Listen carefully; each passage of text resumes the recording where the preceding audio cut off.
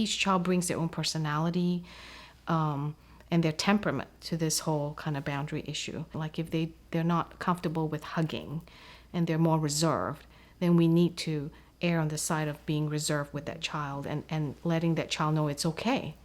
You don't have to engage in a hug. You can simply do a handshake or say a hello.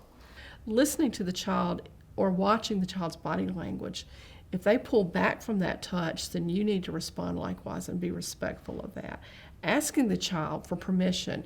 Do you mind if I give you a pat on the back? Or is it okay if I do this? Or, I'd really like to give you a love. What would be most comfortable for you?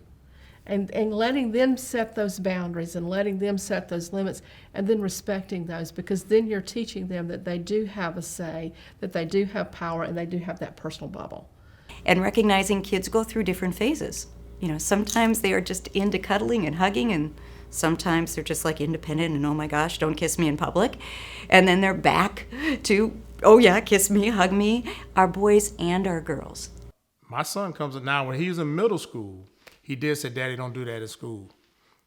But then when he got in high school, he's like, I don't care. But there was that point for a couple of years, he's like, man, you can't be hugging on me in public. Now, I couldn't hug him. Just don't do it at school. You have to ask permission. Look, I'm about to show you something. This is how the hips need to move.